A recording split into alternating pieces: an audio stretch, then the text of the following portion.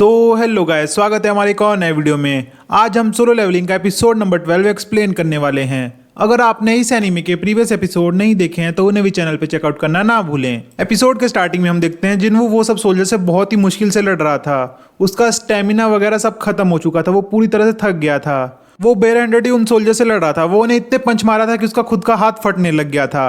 उसकी अंदर की हड्डियां दिख रही थी। अब वो पूरी तरह से थक चुका था, उसे लग रहा था वो खत्म होने वाला है। पर तभी उसे बहुत सारी आवाज़ें सुनाई देती हैं, जैसे कि किम जूही सॉन्ग, जो सब उसे बोल रहे थे कि ये तो सबसे वीक हंटर है और तुम्हें अब रुक जाना चाहिए, तुम्हें और कोशिश नहीं करनी चाहिए, ये सब वगैरह उसे बोले जा रहे थे। तभी उसे अपनी खुद की रिफ्लेक्शन भी दिखाई देती है। उसकी पुरानी रिफ्लेक्शन उसे बोल रही थी कि तुम्हारे लिए इतना काफ़ी नहीं था, तुम बहुत ही ज़्यादा स्ट्रांग बन चुके थे, तुम एक ई रैंक हंटर थे और तुम कहाँ आ चुके हो, तो तुम अब यहाँ पर क्यों आए, तुम्हें इतना स्ट्रांग क्यों बनना था। अब हम चेयरमैन गो को देखते हैं। वो बोलता है मैं बहुत ज़्यादा बुढ़ा हो चुका हूँ, इसलिए मैं जेजू आइलैंड पे नहीं लड़ सकता हूँ। वो अपने मैनेजर वू से कुछ बातें कर रहे थे और उसे पूछते हैं क्या तुम लड़ने के लिए रेडी हो, तुम वहाँ पर लड़ सकते हो क्या। जिन्हों की डार्क रिफ्लेक्शन उसे बोलती है मैंने तो खुद को ही नहीं पहचाना, तुम इतने ज़्यादा चेंज हो चुके हो, तुम सिर्फ एक ड्रीमर हो जो बहुत ही ज़्यादा स्ट्रांग बनना चाहते हो। वो उसे सिर्फ डिमोटिवेट कर रहा था।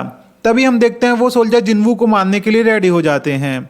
पर तभी जिन्वू अपनी स्क्रीन देखता है जहां पर उसके ऊपर पेनल्टी लग चुकी थी। उसने आज का डेली क्वेस्ट पूरा नहीं किया था, जिसलिए उसके ऊपर पेनल्टी लग चुकी थी। वो सोचता है आखिरकार लक भी एक स्किल ही है। जैसे ही वो सोल्जर उसे मारने वाले थे वो पेनल्टी जोन में पहुंच जाता है। वहां जाकर वो सारे पोशंस पीने लगता है। वो खुद को पूरी तरह से हील कर चुका था। अब वो पेनल्टी जोन के मॉन्स्टर से लड़ने लगता है। वो सोचता है मरने से तो यही बेटर है। इधर हम जिना को देखते हैं जो अपने भाई को लेकर चिंता में थी। वो सोचती है इतनी रात हो गई, वो अभी तक आया नहीं, क्या वो गर्लफ्रेंड के चक्कर में तो नहीं है, वो कहाँ है मुझे कुछ नहीं पता है। वो ये सब सोचते सोचते सो जाती है। जिन्होंने पेनल्टी जोन के मॉन्स्टर को हरा दिया था। अब वो चेक करता है उसे क्या क्या रिवॉर्ड मिले हैं। उसे एक रिवॉर्ड मिला था जिससे वो बिना छुए चीज़ों को हिला सकता था। वो ऐसे ही उस मॉन्स्टर पर भी ट्राई करता है, पर अभी वो बड़ी चीज़ों को नहीं हिला सकता है। उसे एक डैगर भी मिला था जो बहुत ही ज़्यादा स्ट्रांग था। अब जिन्वू की पेनल्टी टाइम खत्म हो जाता है और वो वापस से डंजन में आ जाता है। वो वहाँ के सोल्जर्स को देखते हुए बोलता है कि अभी तो मैं कुछ देर पहले ही तो यहाँ से गया था और तुम लोग की गिनती इतनी ज़्यादा बढ़ चुकी है। इधर चॉय और उसकी टीम जेजू आइलैंड के एयर स्पेस में पहुँच चुके थे। वो लोग जेजू आइलैंड पे देखते हैं और कुछ देखकर बहुत ही ज़्यादा शॉक हो जाते हैं। जिन्वू अब अपने नए डैगर के साथ सोल्जर्स को ईजिली मार पा रहा था। वो अब अच्छे से सोच रहा था कि यहाँ पर चल क्या रहा है। तभी उसे ध्यान आता है कि वहाँ पर जो मैजिक करने वाले सोल्जर्स हैं वो तो कुछ नहीं कर रहे हैं। उसे समझ में आता है कि जो मैजिक करने वाले सोल्जर हैं वही सबको समन कर रहे हैं, इसलिए यहाँ पर सोल्जर्स आते जा रहे हैं। अब वो उन मैजिक करने वाले सोल्जर्स पर अटैक करना चालू कर देता है। जिन्वू ने अब सारे सोल्जर्स को हरा दिया था और उसका क्वेस्ट भी पूरा हो चुका था। अब वो अपनी नई जॉब देखता है जो थी नेक्रोमेंसर। नेक्रोमेंसर वो होते हैं जो अनडेड मॉन्स्टर को समन कर सकते हैं। जिन्वू को एक नेक्रोमेंसर नहीं बनना था और उसके पास एक ऑप्शन भी आ जाता है, इसलिए वो डिक्लाइन कर देता है। पर सिस्टम उसे नेक्रोमेंसर बनने पर इंसिस्ट कर रहा था। वो अब सोचने लगता है क्या सिस्टम यही चाहता है, क्या सिस्टम मेरे साथ खेल रहा है। वो सोचता है पर मुझे तो अब ये सब करने में मज़ा आ रहा है। वो बहुत कुछ सोचता है और इसके बाद वो डिसाइड करता है कि हाँ वो नेक्रोमेंसर बनेगा और वो इस जॉब के लिए यस बोल देता है।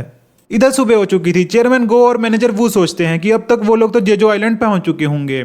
जॉब एक्सेप्ट करते ही जिन्वू के अंदर पावर्स आने लगती हैं। वो देखता है सिस्टम उसे एक नया रैंक दे चुका है जो कि है शैडो मोनार्क। अब उसके पास एक नई स्किल भी आ चुकी थी जो थी शैडो एक्सट्रैक्शन। उसने जितने भी सोल्जर को हराया था वो सबका शैडो एक्सट्रैक्ट कर लेता है और उसकी एक खुद की आर्मी खड़ी हो जाती है। वो देखता है ये सब तो डी या फिर ई रैंक के शैडोज हैं, मतलब इनके बीच में ए या फिर एस रैंक के भी होंगे। तभी उसे ईग्रिस की याद आती है। उसे लगता है ईग्रिस तो ए या फिर एस रैंक होगा ही और वो उसका शैडो एक्सट्रैक्ट करने चला जाता है। जिन्वू अब ईग्रिस का शैडो एक्सट्रैक्ट करने की कोशिश करने लगता है। उसके पास 3 ही चांस थे किसी का भी शैडो एक्सट्रैक्ट करने के, पर वो 2 चांस ऑलरेडी फेल कर चुका था। अब उसके पास लास्ट चांस था ईग्रिस का शैडो लेने के लिए। जिन्वू अब ईग्रिस को बोलता है कि तुम बहुत साल से ये थ्रोन को प्रोटेक्ट कर रहे हो, पर थ्रोन प्रोटेक्ट करने से क्या होगा, अब तुम्हें मुझे प्रोटेक्ट करना होगा। अब ईग्रिस का शैडो एक्सट्रैक्ट होने लगता है। अब आखिरकार ईग्रिस ने भी जिन्वू की शैडो आर्मी ज्वाइन कर ली थी। सारे के सारे शैडो अब जिन्वू के आगे झुक जाते हैं। तो ये एपिसोड यहीं पे खत्म होता है। अब जिन्वू के साथ आगे क्या होगा, वो कितना स्ट्रांग बनेगा, ये सब देखेंगे हम अगले सीजन में। अगला सीजन भी बहुत जल्दी आ रहा है तो उसकी वीडियो भी बहुत ही जल्दी आने वाली है। मिलते हैं तब एक और नए वीडियो के साथ, तब तक के लिए बाय बाय।